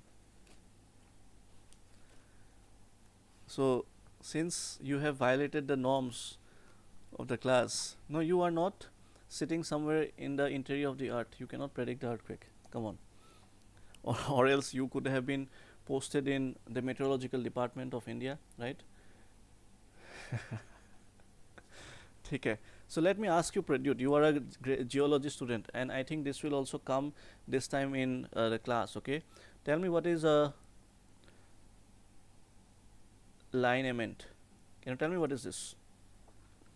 Since you have violated a norm, you are posting unnecessary comment here. So I am giving you a punishment in the form of a question and you have to give me the answer of this question. Okay, what is lineament? Okay, and what is this lineament? Okay, give me this answer. What is lineament? Okay, all right, it's a fault. It's good. Okay, you're good. This can be asked in the prelims. Okay, because this is specifically news because of the various frequent earthquakes in Assam, and in fact, there is an institute called as your Geological Survey of India. Okay, I hope you all know about this. There is an institute called Geological Survey of India, and they have talked about a lineament, that is a fault. Now, which is present? Can you tell me where is it present? And where, that is why, yes, very good. Kapili fault is most active, and that is why this there is a north south. And what is fault? Okay, if someone who is not very strong with geography, fault is a very important topic in geography also. There is because of fault, there are different forms of mountains forming because of geological movements. Okay, fold mountains, fall mountains. And this fault is a line, okay, it's a separation of line, and mainly faults are formed in plate tectonics, where you see divergent plates, okay, not convergent. Okay, in convergent plates normally you see the fold mountains, but in divergent plate tectonic you see a fault. Okay, there is a separation. For example, just imagine अगर दो plate एक दूसरे से दूर चला जाता है, so there will be a gap. Okay, and that is a fault line. All right, so कभी कभी क्या होता है, one part falls down and the other part remains. So वो जो नीचे गिर जाता है, so that also emerges like a what, emerge like a emerge like a mountain when you see from the fallen plate. Okay, yes, transform plate boundaries can also create a fault. You are right, Rakhi.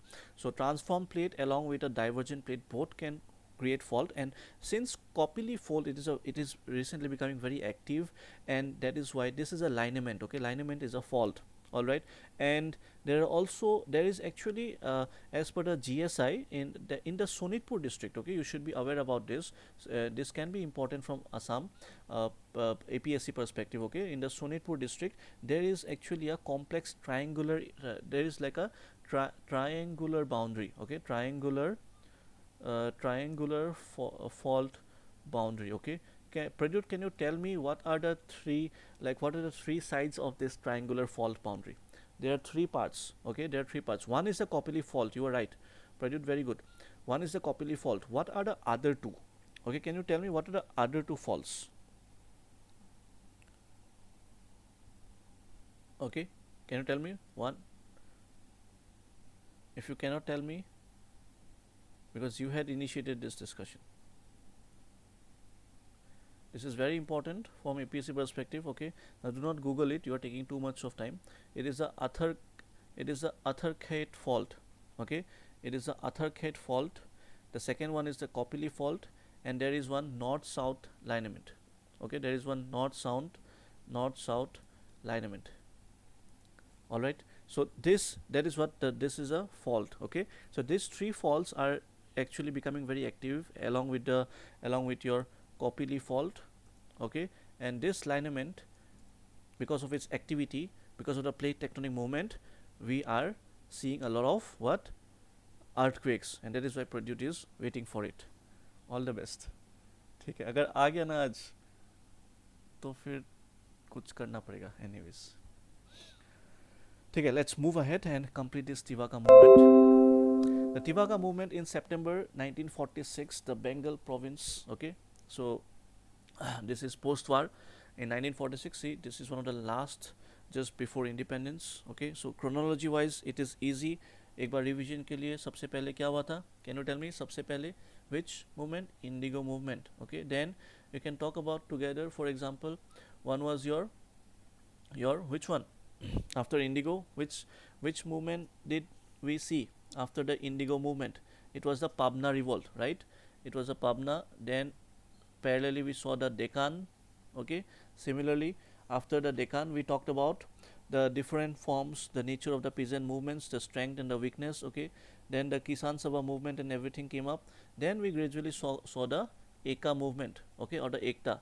Then but before prior to Ekta, we had seen what? We had seen your Mapila revolt. Okay, Mapila was prior to Ekta, and after Ekta movement, we saw the Bardoli Satyagraha. Okay, we saw the Bardoli Satyagraha. Then formation of All India Kisan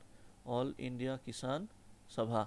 Okay, All India Kisan Sabha, and after that we saw various provincial associations getting formed up in areas like Bihar, Punjab, Kerala, and so on. Okay, and then then we are going to see the Tibhaga movement. All right. Okay. So this was again the Bengal Provincial Kisan Sabha gave a call to implement through mass struggle the Flood Commission recommendations of Tibhaga. What is Tibhaga? It is 2/3. Okay, 2/3 share. to the Bargadars, the sharecroppers, okay, also known as the Bakchasi or the Adhyar. Adhyar system is also there in like Assam, okay, उसको Assamese में क्या बोलते हैं, कुछ ऐसा ही term है, okay. So what happens in sharecropper actually, what happens in this Bargadar system कि आप जो cultivation करोगे, आप एक share आप in form of revenue you'll give it to the owner of the land, okay, and then the owner of the land in return will also sell it or give the revenue back to the government, okay. So in this they had asked for 3 भाग का 2 भाग आपसे मांग रहे हैं, you will do the cultivation and 3 अगर आप 3 रुपये कमाते हो तो 2 रुपये आपको देना पड़ेगा वापस, आपके पास सिर्फ 1 रुपये रहेगा. So this was obviously injustice, okay. So instead of the 1/2 share, लेकिन ऑफिशियल रिकॉर्ड्स में क्या था, 1 मतलब 50% आपको देना है, 50% आप रख सकते हो, लेकिन there was this Tibaga demand coming up, and the communist cadres, including many urban student militias, okay, sorry, one line I missed. The Bargadars worked on lands rented from Jotedars, okay, so they were local Jotedars present, like Jamindars, then Mansabdars, and so on. So Jotedars were the landowners, okay, they gave the lands on rent, and the communist cadres, they obviously they will not support this, and they organized various protests and everything, and they gave a slogan, Nis Khamere Dhan Tolo, okay, that is Nis Khamere, that is sharecroppers taking the paddy to their own threshing floor and not to the Jotedar's house as before, so as to enforce Tibhaga, okay. So आप जो the one who will do the paddy cultivation, you should take back the paddy to your home, okay. So the storm center of the movement was North Bengal, principally among the Rajbangshis, a low caste of tribal origin, okay. Now you know that the Bengal, Assam was also part of it, and we still have the Rajbangshis, okay. Major area belt of Rajbangshi, we can talk about the Gosaigaon area, okay, in the Kokrajhar district. All those were part of Bengal at that time period. Kokrajhar is also having, that is Gosaigaon under Kokrajhar district. A lot of Rajbangshi population is there. Even in Dhubri, there is a strong population of Rajbangshi, okay. So you can see here that they had protested, and Muslims also participated in large numbers.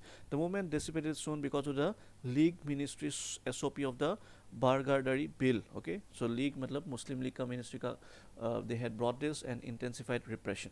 The popularization of Hindu Mahasabha's agitation for a separate Bengal and renewed riots in Calcutta, which ended the prospects of sympathetic support from the urban sections. Okay.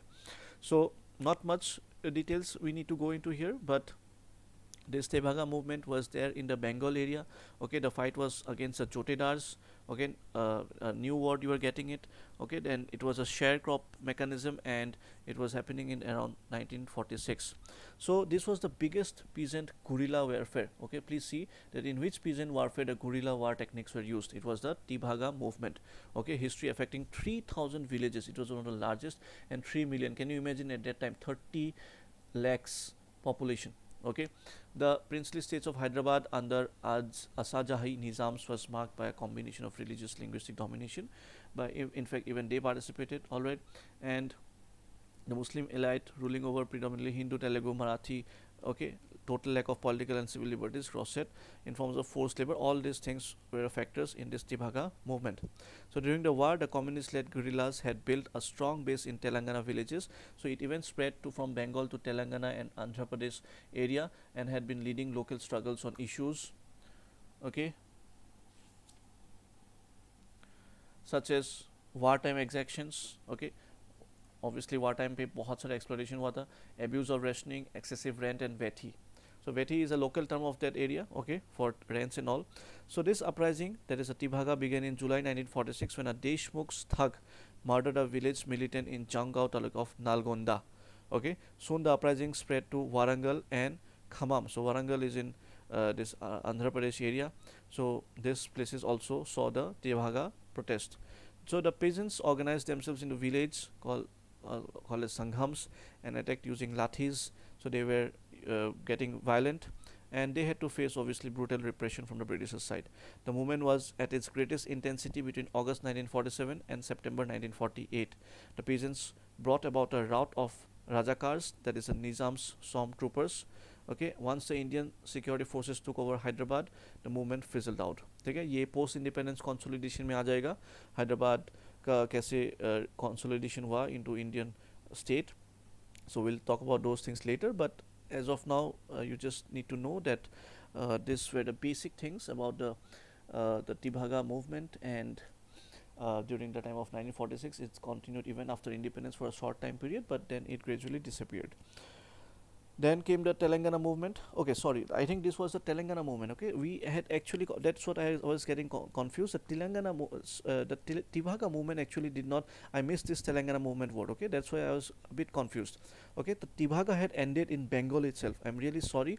Okay, it did not get spread to the Andhra Pradesh area or the present Telangana area. Okay, it was a different form of movement, the Telangana movement, and that was why I was actually not able to relate to it. Okay, I'm really sorry. Okay, so Telangana movement was the last movement that we can talk about. Tibhaga was only the movement which was taking place at Bengal. Please do not get confused, okay? And this was also there, that the details you can just look at it, okay? So, so the Telangana movement had many positive achievement to its credit, okay? So let me just tell you one more fact, that this guerrilla war also took place in Telangana, okay, not in Tibhaga, okay? Tibhaga में नहीं हुआ था ये guerrilla warfare, okay? Please do not get confused. I'm really sorry. I missed this part of Telangana movement. ठीक है, सो तेलंगाना में gorilla warfare हुआ था, और यहाँ पे आप देख सकते हो कि पॉजिटिव अचीवमेंट की in the villages control by gorillas वेठी एंड फोर्स लेबर डिसअपियर, ये सब डिसअपियर हुआ. एग्रीकल्चरल वेजेस वेर रेज्ड, ठीक है, सैलरी वगैरह रेज हो गया for peasants. Illegally seize lands were restored, very good. Steps were taken to fix ceilings and redistribute lands, ठीक है, सीलिंग्स आ गया था जो बाद में India government will also bring certain acts, land ceiling act, ठीक है. अगर एक इंसान के पास 1000 एकड़ लैंड है और एक के पास कुछ भी नहीं है, तो ये 1000 से उससे एक सीलिंग लगा देगा कि 1 person can have only 100 acres of land maximum, rest 900 will be taken from him and will be redistributed to people who do not have land, okay. So these things were the positive things you can talk about, and these were actually later on taken up in various Indian acts also in the form of land reform policies, which we can study later. Improvement in the condition of women, okay, very important point. The autocratic feudal regime of India's biggest princely state was shaken up, okay, and that is your Hyderabad mainly. So the way of a formation of Andhra Pradesh or on linguistic lines and realizing. So these things actually will continue, and we know that the first linguistic state to be formed was Andhra Pradesh at that time period during 1959, okay, and during that time, after that, there were various reorganization of states committees, okay, reorganization of states committees forming up, okay. There was Faisal Ali Commission, there were various other commissions. We'll study those things in later classes, okay, not now. So this was what, okay, the Tibhaga movement इसका ये positive point है कि it also led to various other different dimensions in the post independence consolidation, which is a part of your syllabus of GS1, okay. There we'll talk about these things. So after that you can talk about the balance sheet of peasant movements, okay. This is the last part and the chapter is almost over. So the movements created an atmosphere for post-independence agrarian reforms. See, I was already talking about this. So this will actually lead to various reforms like Land Tenancy Act, okay, Land Sealing Act, okay, then Green Revolution. All these things actually यहाँ से continue होगा, okay, and then and this Land Tenancy Act, this will also abolish the jamindaris.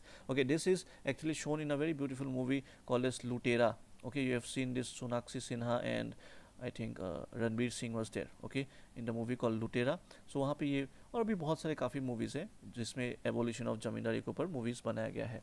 They eroded the power of landed class, ठीक है, and thus aiding the transformation of the agrarian structure. तो ये जो transformation हुआ ना, यही से rise होता है आपका Yadav politics in India, okay, because Yadavs were the landless laborers earlier, okay, under the big zamindars and everyone, okay. But अभी उसके बाद पावर स्ट्रक्चर काफ़ी एग्रीरियन स्ट्रक्चर काफ़ी चेंज हो गया, उल्टा हो गया उसके बाद, ठीक है.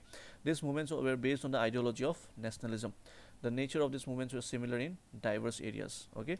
So we'll talk about it later on when we'll study specifically land reforms under mains classes, okay, in GS1. So this was what we had. We had a long class, almost for 1 hour 48 minutes specifically.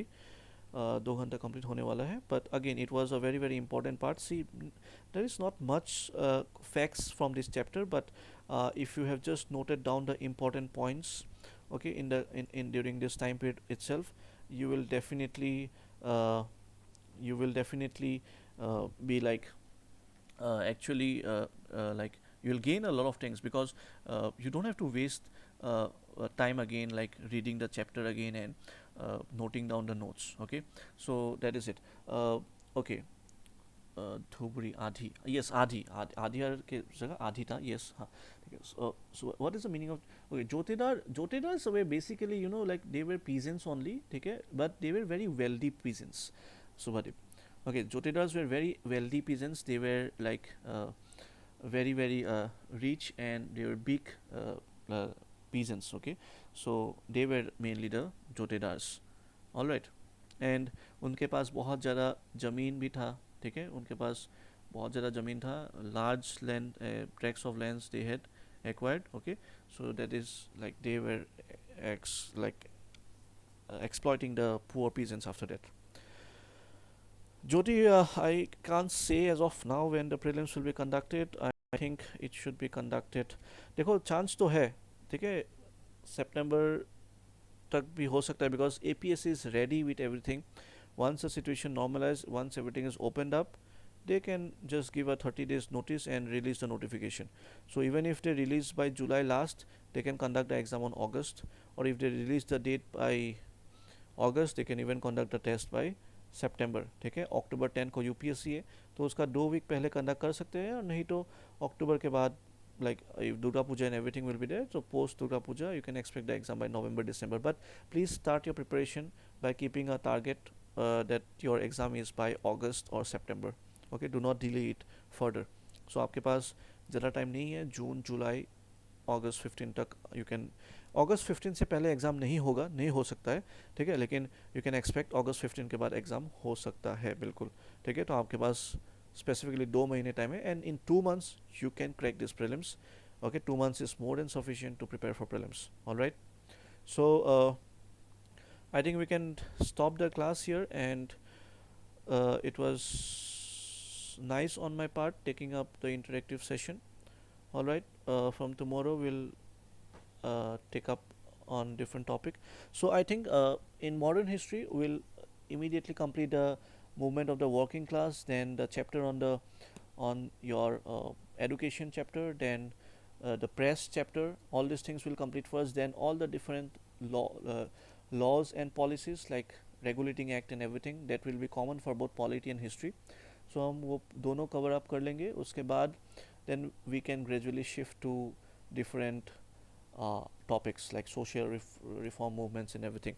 All right, so, and I also request all of you to go through the recorded lectures. Modern history का already lectures available है app में, so you can also look into those chapters. ठीक है, so बाकी जो भी doubt वगैरह है, you can ask me in the WhatsApp groups. I'll try to reply as soon as possible, and let's complete it here, and we'll see tomorrow. Thank you everyone, and good night. Take care.